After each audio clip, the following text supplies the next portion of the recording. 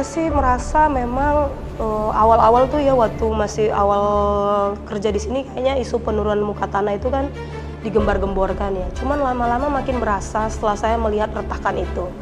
Dan saya pikir ini hal yang urgent emang, yang harus memang bisa diperhatikan bersama. Untuk penurunan tanah di sini, pertama kita bisa melihat dari ketinggian air itu dalam setiap tahunnya itu terus mengalami peningkatan di situ. Ya, artinya sangat berpengaruh sekali dengan adanya penurunan tanah itu kan ketika rumah warga itu sudah ambles.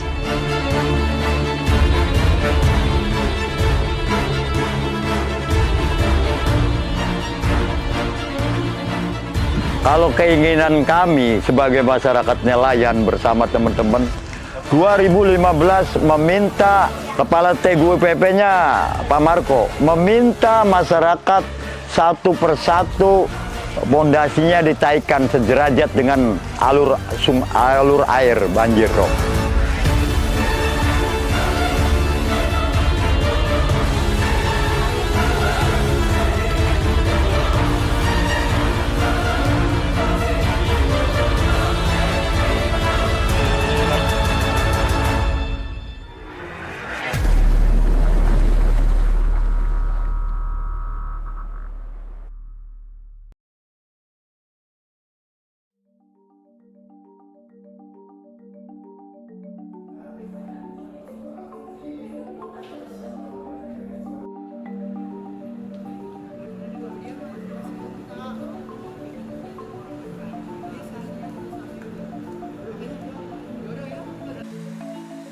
Jakarta, salah satu kota termegah di Asia Tenggara. Gedung pencakar langit berdiri berjajar. Lalu lintas tak pernah benar-benar berhenti. Lebih dari 10 juta orang menjalani hidupnya di sini setiap hari di salah satu kota paling padat di dunia. Tapi di balik gemerlap dan kesibukannya, Jakarta menyimpan satu kenyataan yang jarang dibicarakan. Kota ini sedang tenggelam. Bukan secara metafora, secara harfiah tanahnya perlahan bergerak ke bawah. Fenomena ini disebut dengan land subsidence, penurunan permukaan tanah. Dan tidak ada wilayah yang merasakannya lebih keras dibanding Jakarta Utara. Menurut laporan Perserikatan Bangsa-Bangsa, jika tidak ada langkah mitigasi serius, sekitar 95% wilayah Jakarta berpotensi terendam air pada tahun 2050.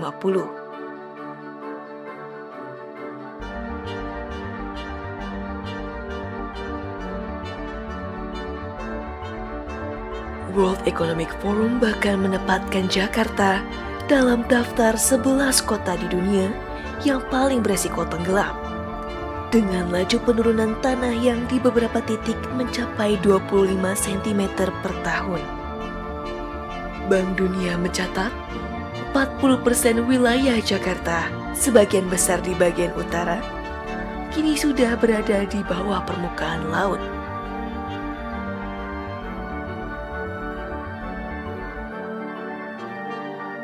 Penyebabnya bukan satu hal, eksploitasi air tanah yang berlebihan, beban konstruksi yang masif, perubahan iklim global yang mempercepat naiknya permukaan laut. Semuanya bertemu di satu titik, garis pantai utara Jakarta, tempat ribuan warga menjalani hidup di tengah ancaman yang datang setiap kali air laut pasang.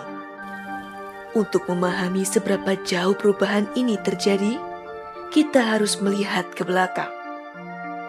Museum Bahari di kawasan Penjaringan berdiri sejak masa kolonial sebagai gudang rempah pelabuhan Batavia. Selama ratusan tahun, bangunan ini menjadi saksi bisu transformasi garis pantai Jakarta. Kini, museum bersejarah ini pun tak lepas dari ancaman yang sama. Dinding-dindingnya menunjukkan tanda penurunan tanah.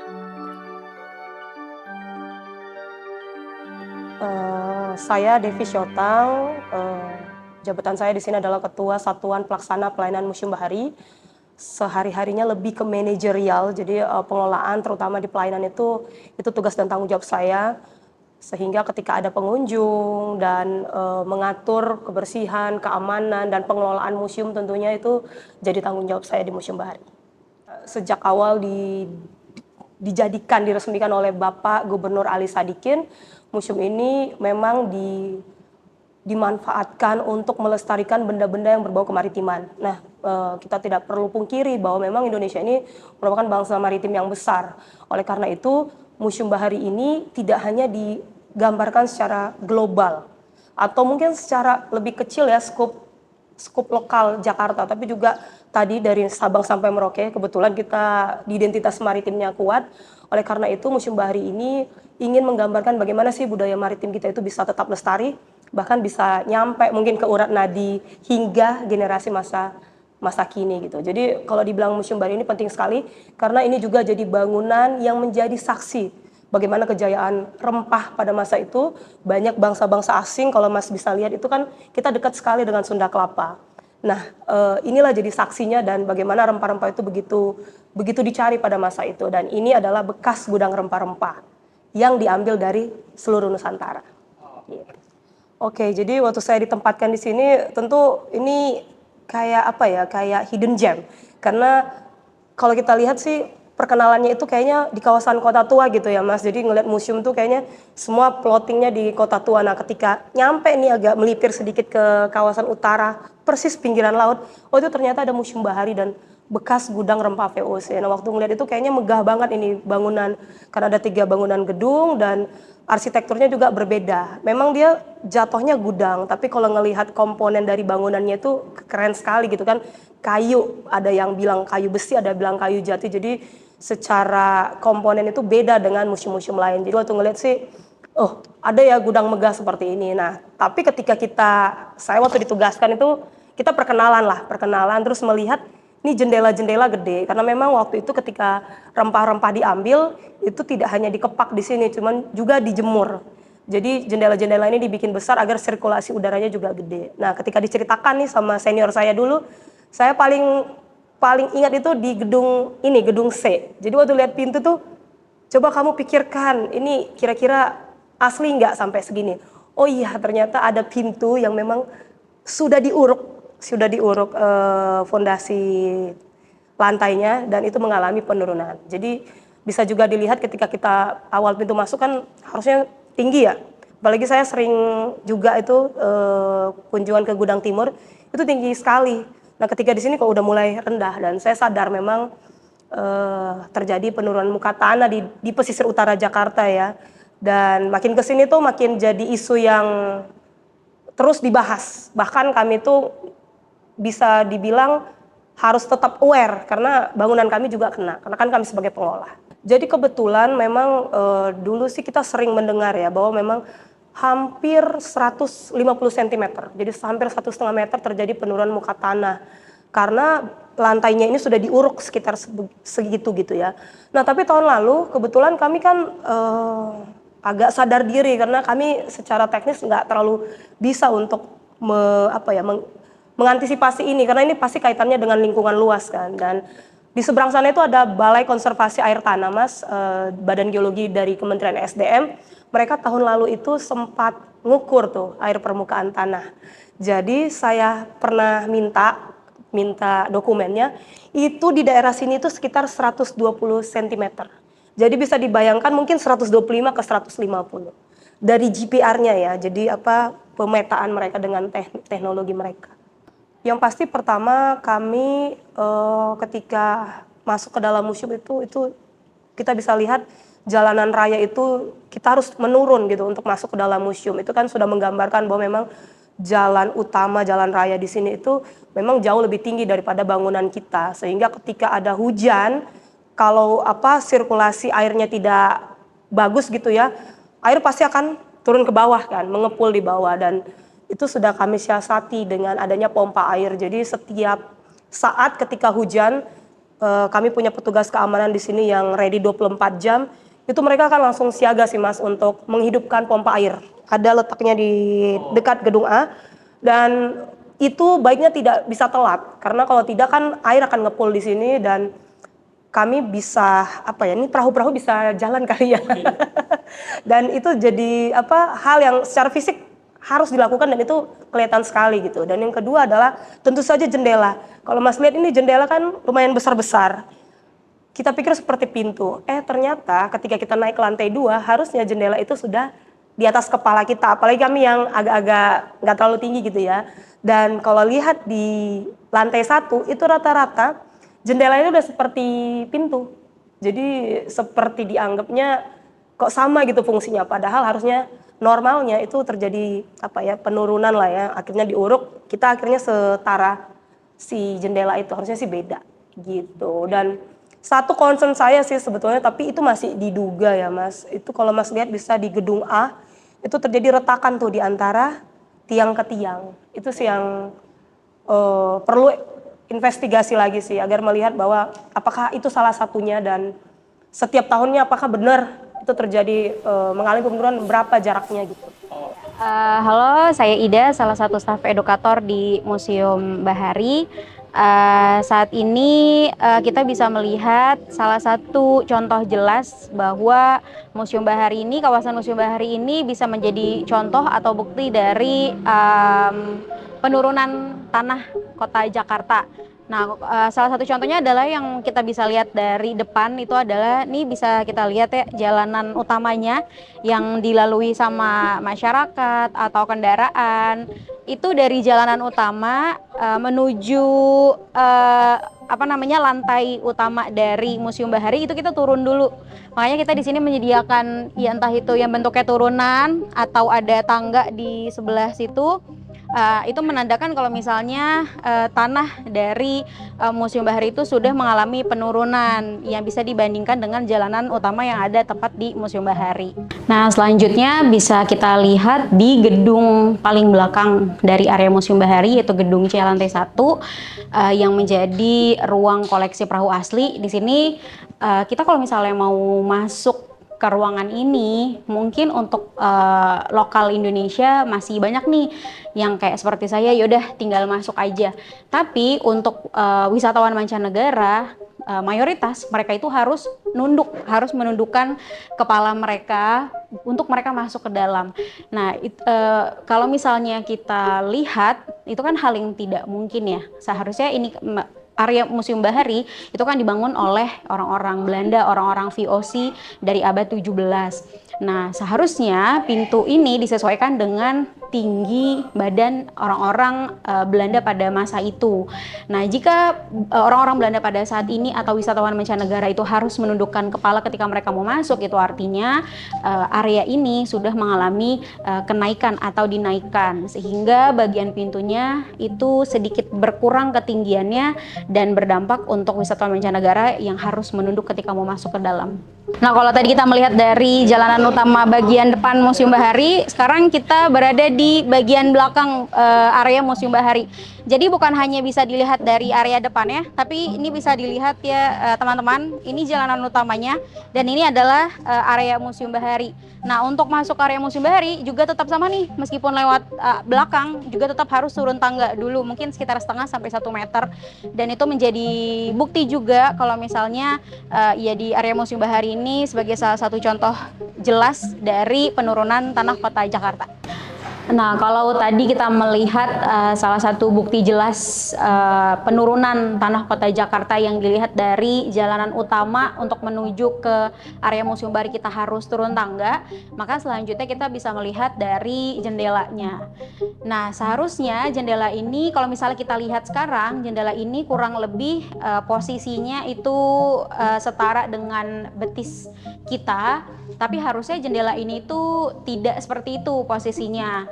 kalau yang aslinya harusnya jendela ini itu posisinya di atas area kepala, jadi agak lebih tinggi harusnya. Tapi karena memang tanah Kota Jakarta mengalami penurunan, kemudian Museum Bahari harus mengalami penaikan lantai dasar sekitar 1,2 meter, sehingga letak jendelanya saat ini setara dengan betis kita pada umumnya. Dan kalau misalnya mau membandingkan, teman-teman bisa naik ke area lantai 2 gedung A, di mana juga terdapat banyak jendela. Kita bisa melihat bahwa jendela-jendela yang di lantai 2 gedung A itu posisinya di atas kepala, dan itulah posisi yang seharusnya jendela ini berada. 2011 ya kalau nggak salah, saya ingat-ingat lagi tuh pernah banjir di sini. Itu terakhir banjir besar. Karena ini perahu Mas, jadi itu kayaknya habitatnya. Jadi ketika ada air ya itu kena di perahu ya memang nggak masalah sih. Cuman untuk pedestal, untuk koleksi-koleksi yang memang sifatnya kayak jangkar yang belum ada dudukannya itu mungkin terjadi pengaratan dan itu harus kita antisipasi. Nah mulai kesini tuh udah mulai tuh kita coba penyimpanan si koleksi-koleksi itu lebih baik lagi agar ketika ada banjir itu kita sudah tahu nih bahwa mungkin 30 cm, 40 cm koleksi kita nggak kena. Tapi yang paling signifikan pasti gedungnya, karena gedung ini kan juga koleksi tetap museum ya. Jadi bukan hanya koleksi di sini, tapi juga gedung, dan itu kami pahami yang sekarang effort kami itu harus keras untuk bisa melestarikan bangunan ini. Karena ini sudah menuju 400 tahun lah. Kan tahun 77 tuh diresmikannya, tapi tahun 1652 mulai dibangunnya, abad 17. Kalau tidak, apalagi musim hujan ya, kalau musim hujan aja kayak kemarin itu bisa sampai semata kaki ya. Tapi intensitas hujan yang tinggi gitu. Cuman memang itu tadi sih Mas, antisipasinya adalah kita harus punya dorongan air, serapan air yang mumpuni sehingga ini tetap terjaga lah. Karena kan kita juga menghindari yang namanya listrik juga sih Mas, karena masih ada di bawah beberapa listrik itu yang buat kita tuh agak hati-hati juga, karena kita kan notabene kayu ya rata-rata, jadi hal itu juga yang kita hindari korslet, karena ya namanya air masuk kan kita nggak tahu tuh mana yang bisa. Tapi sejauh ini sih belum sampai setinggi, mungkin sepinggang belum sampai segitu sih. Iya. Kawasan di sekitarnya, termasuk kota tua, ikut merasakan dampaknya. Dari titik bersejarah ini, krisis bergerak menyebar ke wilayah permukiman di sekitarnya. Keluar Batang, ke kampung-kampung padat yang berdiri tak jauh dari laut. Apa yang dulu menjadi pusat kejayaan maritim Jakarta, hari ini justru menjadi salah satu epicentrum ancaman tenggelamnya kota ini. Sepanjang pesisir utara Jakarta, dari Penjaringan hingga Cilincing, pola yang sama terus berulang. Lantai rumah yang dulu rata dengan jalan, kini berada lebih rendah dari permukaan air. Dinding berlumut menandai tinggi air yang pernah masuk. Banjirop bukan lagi kejadian musiman. Ia menjadi bagian dari rutinitas harian warga pesisir. Setiap rumah yang ditinggikan, setiap tanggul yang dibangun swadaya, adalah catatan kecil dari perlawanan warga terhadap laut yang terus mendekat. Kalau banjir, kalau lagi nggak ada rob, nggak begitu. Tapi kalau hujan gede banget banjirnya dari belakang. Dari got ke belakang. Masuk berarti ya? Masuk airnya masuk ke belakang. Udah ke belakang ya, kalau hujan terus sudah sampai kemari. Kita namanya warga juga nggak ada konfirmasi sama warga begini-begini, tahu-tahu ditinggiin aja begitu deh. Ini udah ditinggiin, kita mau ngomong apa? Ambles. Ambles sudah nggak bisa kan? Iya.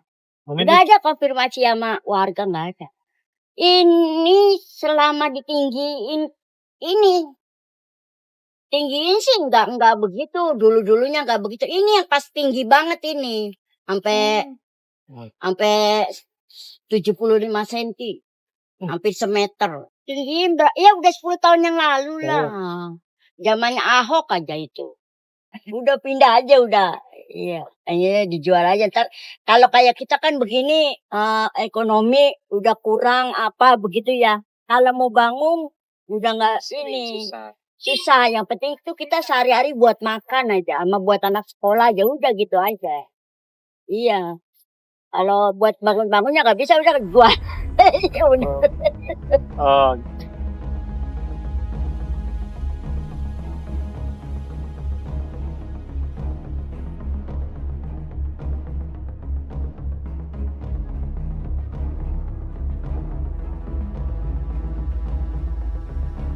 Di Marunda, Jakarta Utara, dampak penurunan tanah terlihat jelas di rumah-rumah warga. Bangunan yang dulunya berdiri kokoh kini retak. Sebagian rumah harus ditambal dan ditinggikan berkali-kali hanya untuk tetap bisa dihuni. Warga di sini hidup dengan kenyataan yang sederhana namun berat. Tanah yang menjadi pijakan rumah mereka tidak lagi bisa dipercaya untuk tetap berada di tempatnya. Marunda bukan satu-satunya, tapi ia adalah gambaran nyata dari apa yang sedang terjadi di hampir seluruh garis pantai utara Jakarta. Nama saya Suharni. Udah lama, udah ada 25-an dulu tentang.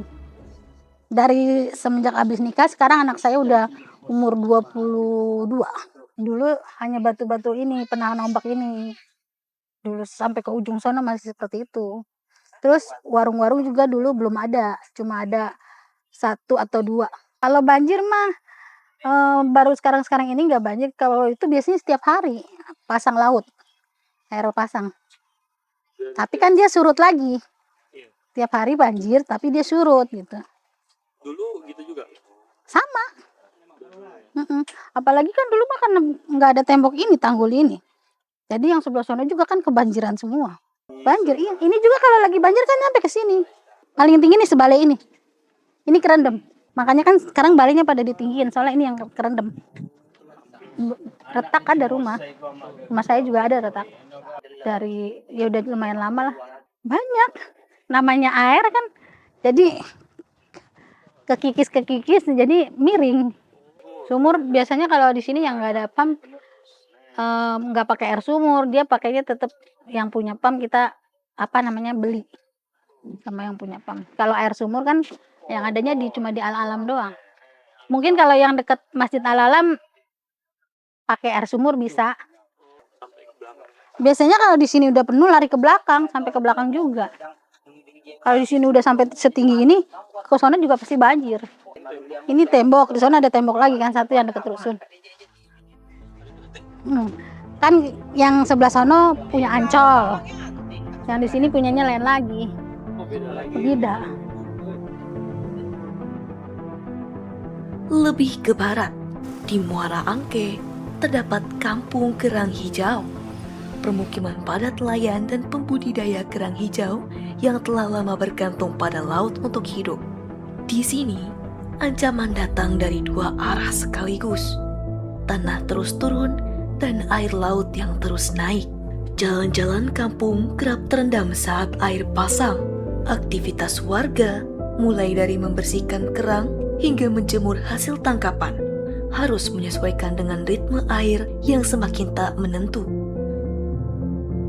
Ya, nama saya Bapak Warya. Selain Ketua RT 06, saya juga sebagai nelayan di sini.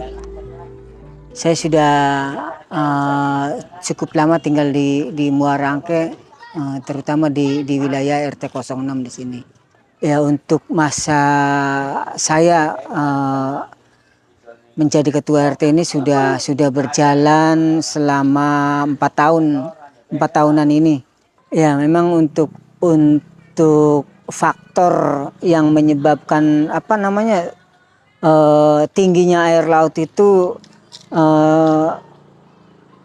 selain daripada faktor pemanasan global ataupun cuaca, dipengaruhi juga dengan penurunan tanah di situ. Artinya untuk penurunan tanah di sini, pertama kita bisa melihat dari ketinggian air itu dalam setiap tahunnya itu terus mengalami peningkatan di situ.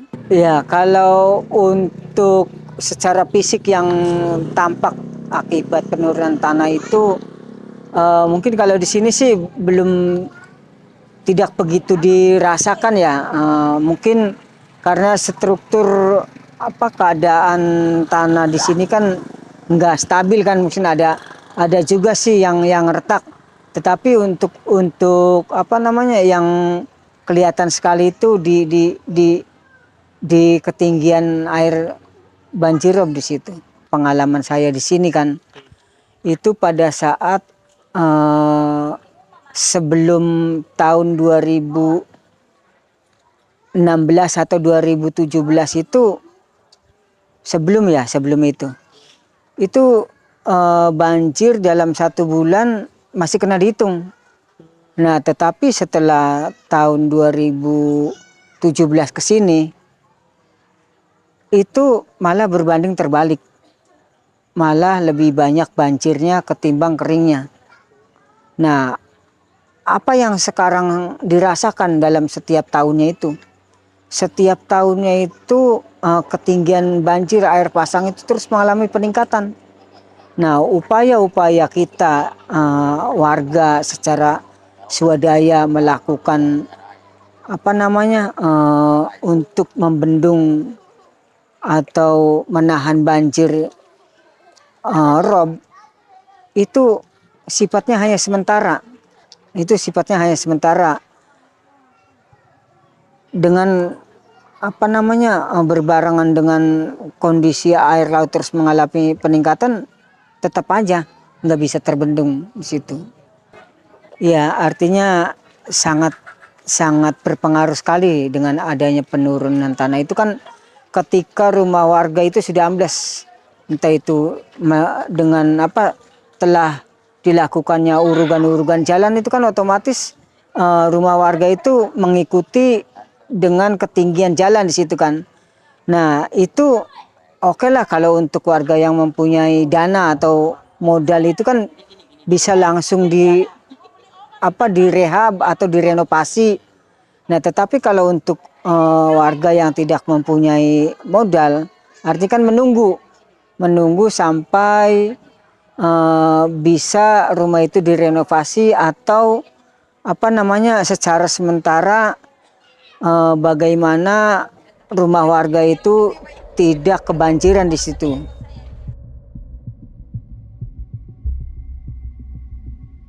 Ini kita sudah melakukan beberapa kali pengurugan terkait jalan, tetapi air itu terus mengalami peningkatan.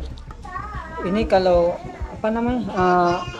belum dilakukan upaya pengurugan, ini bisa nyampe 1 meter ini pada saat belum dibangunkan jalan ini. Ini 1 meter, ini aja sudah diaruk beberapa kali. Terakhir dilakukan pemasakan paping yang prediksinya kita sudah aman kan untuk jalanan itu dari banjir, tetapi nyatanya masih tetap terendam di sini.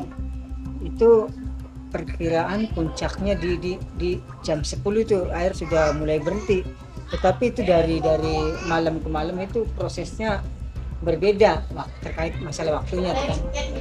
Dari malam pertama misalnya dari jam 6 air mulai masuk, terus hari berikutnya di jam 6.30 atau di hari berikutnya di jam 7 di situ. Itu secara siklus air dalam setiap malamnya itu seperti itu. Artinya di sini namanya jalan mitigasi. Jalan mitigasi ini artinya untuk menanggulangi banjir. Nah, tetapi di sini memang secara presentasi memang 80% sudah menangani banjir untuk yang bagian sebelah sini nih. Nah, pada saat sebelum adanya pembangunan jalan ini kan air itu kan melebar ke sini nih. Melebar ke sini. Nah, setelah ini jadi kita yang lebih parah di sini. Yang di sebelah sini yang sebelah sini artinya kan lebih parah karena air nggak bisa kemana-mana, tetap tertahan, yang mengakibatkan air itu selalu mulai kenaikan situ.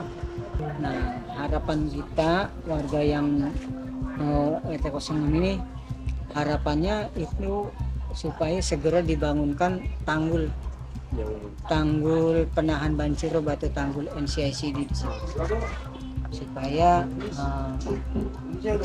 itu solusi efektifnya seperti itu.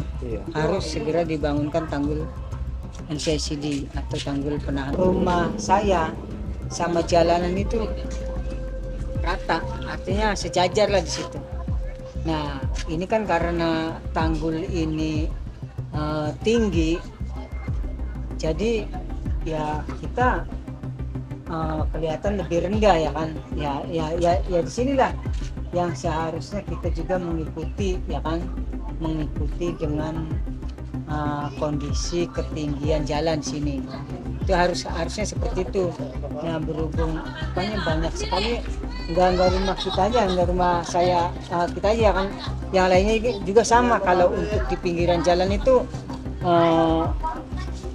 mengalami lebih rendah daripada jalanan. Ini rumah saya mengalami keretakan ya. Keretakan ini bisa terjadi karena penurunan tanah yang diakibatkan dengan sering kenanya banjir dengan arus yang kencang sekali melalui jalanan ini. Itu kan kayak air terjun tuh, sehingga menyebabkan tergerusnya tanah yang ada di dasar itu. Ini kemungkinan itu penurunannya itu diakibatkan dengan tergerusnya tanah yang ada di dalam situ.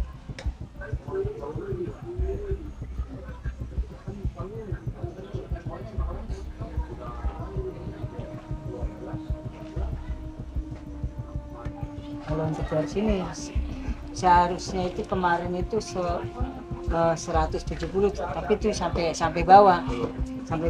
Nah, kalau untuk dari sini ketinggiannya dari kita nih teras lantai di depan rumah itu sekitaran ketinggiannya 70 cm.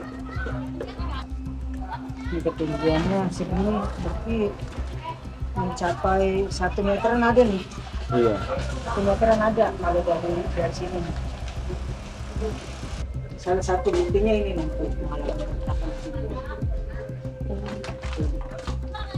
Nah, yang dikontakkan di sini mas tuh. Nih, tuh kontakkan.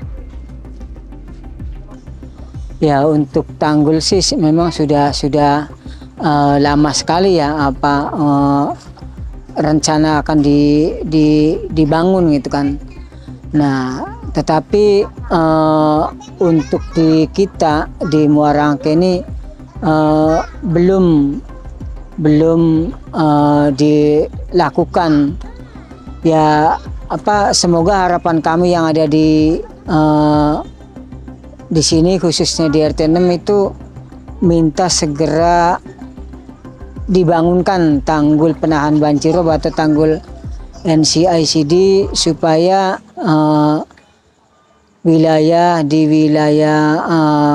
khususnya di daerah pinggir sungai itu sudah tidak merasakan banjir lagi. Itu artinya dengan adanya banjir ini banyak sekali kerugian atau keluhan warga, terutama untuk kegiatan aktivitas seperti yang tadi itu kan, yang seharusnya kendaraan bisa langsung masuk tetapi bisa tadi itu dipikul, itu kan ada yang mikul ya, ini karena keadaannya banjir di situ. Nah, terus keluhan warga ketika sudah ada tanggul mitigasi itu, kita di sini wilayah yang ada di sini itu dampaknya itu kan akan lebih parah di sini.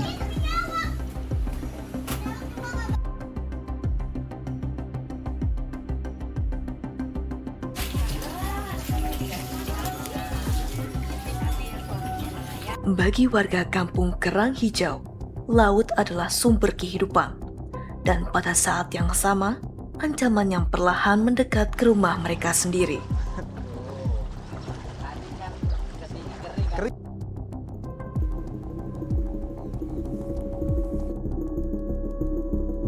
penurunan tanah Jakarta bukan lagi sekedar isu ilmiah yang hidup di jurnal-jurnal penelitian. Ia adalah krisis yang nyata, yang dihadapi langsung oleh warga di garis terdepan pesisir utara kota ini.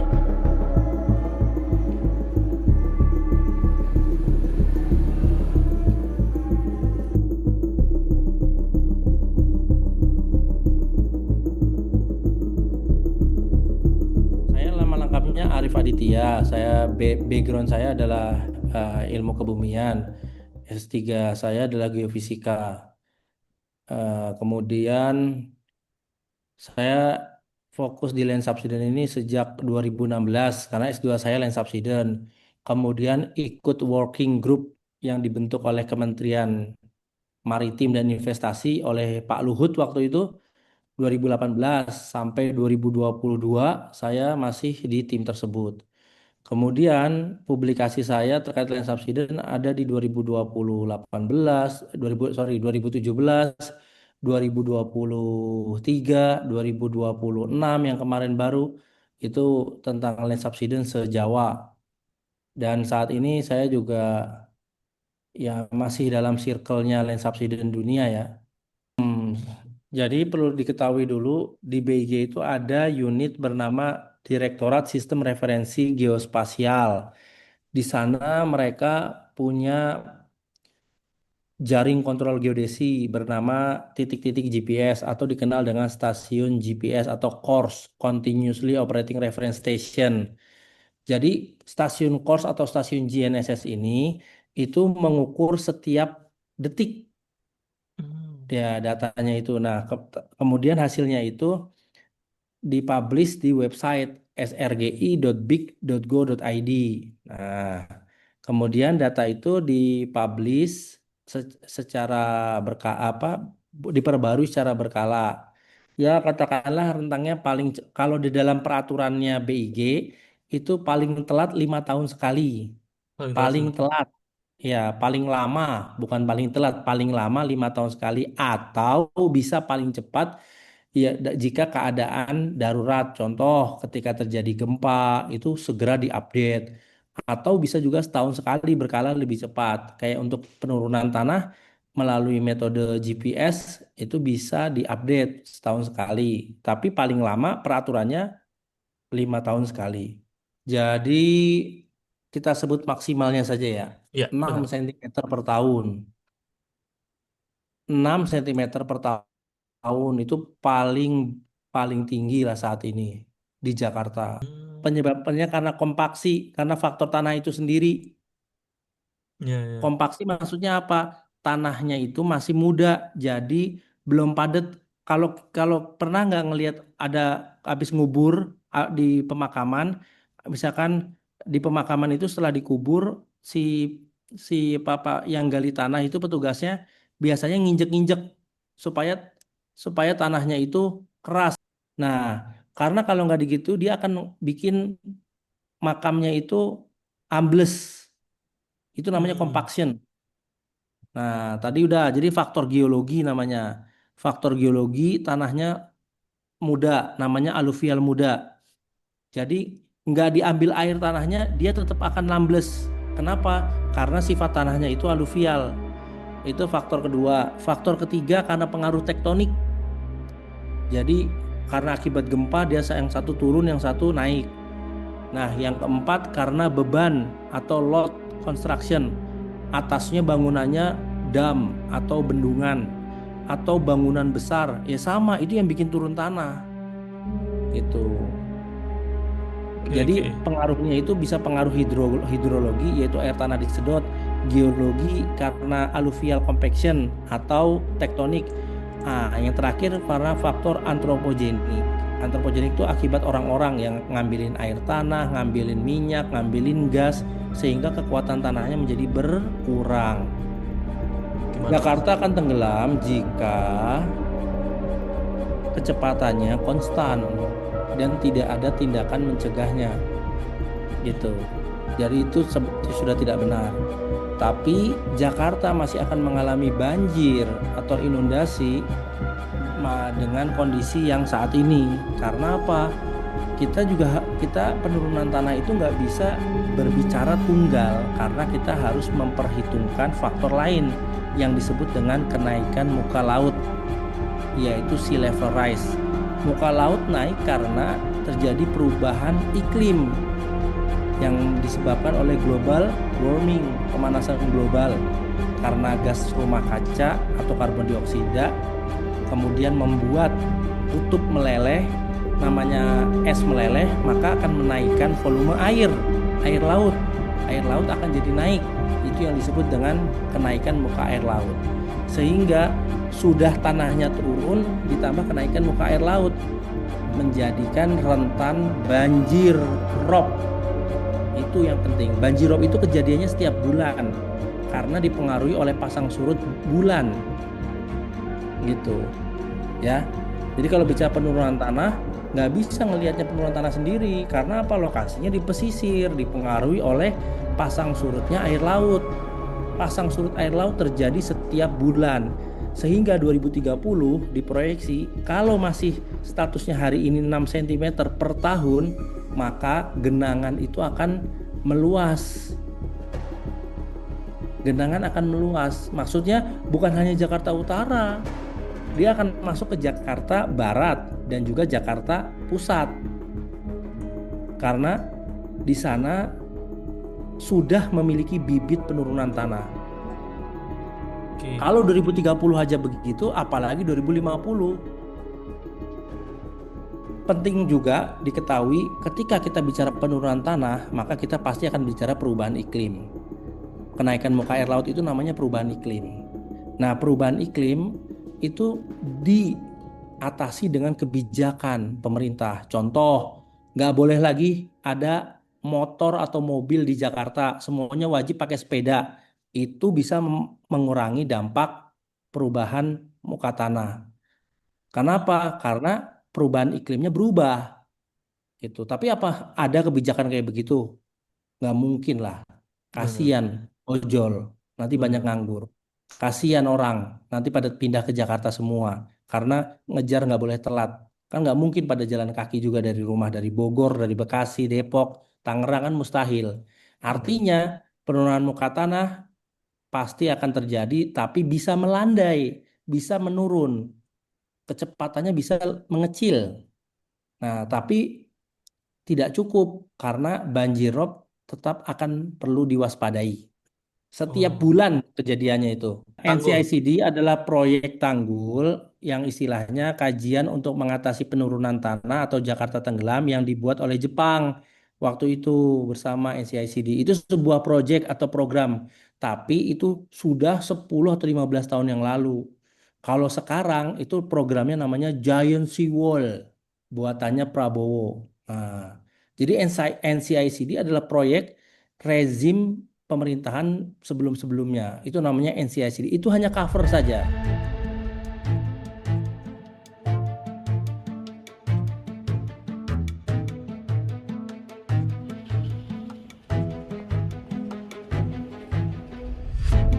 Jakarta terus tumbuh ke atas.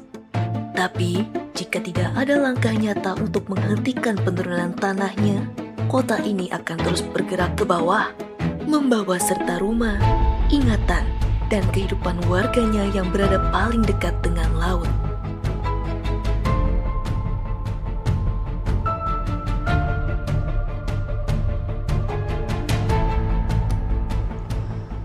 Saya sih merasa memang awal-awal tuh ya waktu masih awal kerja di sini kayaknya isu penurunan muka tanah itu kan digembar-gemborkan ya. Cuman lama-lama makin berasa setelah saya melihat retakan itu.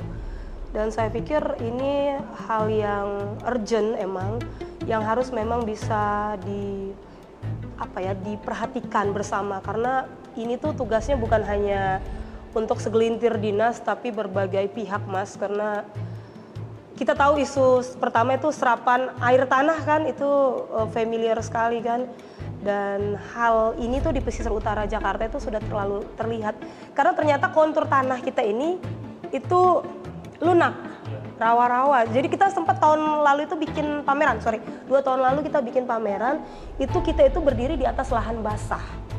Jadi sebenarnya ini lahan basah di bawah kita ini. Mas bisa lihat tuh ada apa rusun.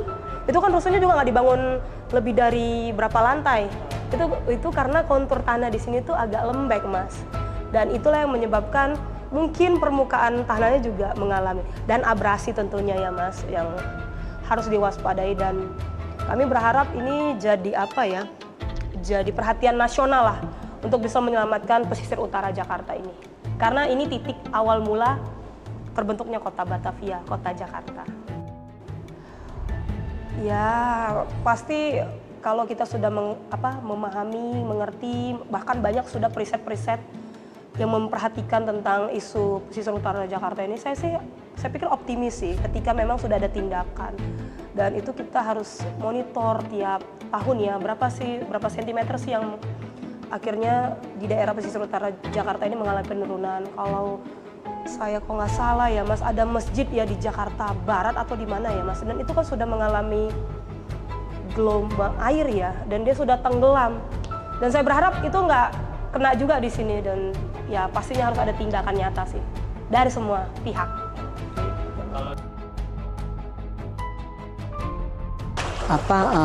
Penelitian pemerintah juga sudah melakukan terkait dengan kondisi yang ada di sini, terkait sosialisasi, terkait penurunan tanah di situ. Untuk kebutuhan air pada sebelum disuplai dengan air desalinasi, warga itu banyak ngambil airnya itu dari berbagai sumber. Artinya selain kita beli dari pikul, ya kan, ada juga warga yang mengambil secara langsung dari sumber kolam di sini atau sungai. Ada juga warga yang melakukan pengeboran di situ. Dulu ada kita untuk suplai air warga itu dari air tanah itu. Ada berapa ya? Ada sekitaran 2-an lah. Nah, untuk sekarang ini ada 1. Karena untuk kebutuhan airnya itu sudah, alhamdulillah sudah banyak yang nyuplai gitu kan. Terutama kalau untuk rumah panggung itu sudah ada suplai tersendiri, yaitu dengan air desalinasi di situ.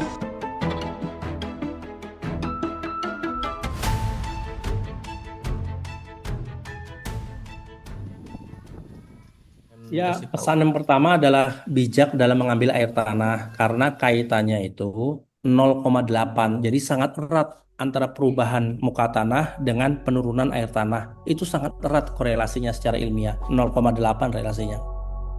Dan bijak mengambil air. Yang kedua, harus membuat biopori. Karena apa? Air pada prinsipnya begini, air hujan itu datang atau jatuh ke bumi itu sebaiknya diserap oleh bumi itu sendiri, bukan mengalir. Karena kalau diserap di tanah, dia akan menguatkan pori-pori itu sendiri. Sehingga sangat tepat kalau bikin biopori atau lubang-lubang itu loh. Yang Mas tahu ya, saya maksud ya biopori. Betul. Namanya.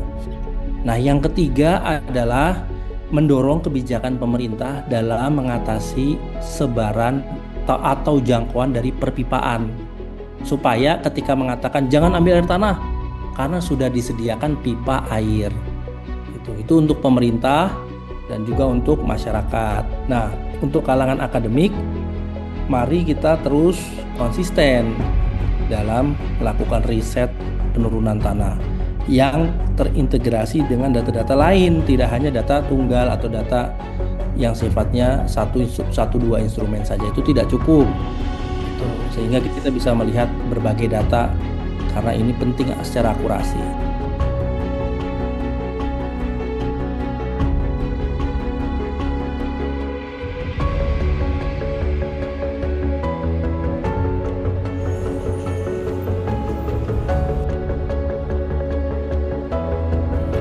The Last Tide of Jakarta bukan hanya soal tanah yang tenggelam, ia soal seberapa cepat kita mau mendengar sebelum airnya benar-benar naik.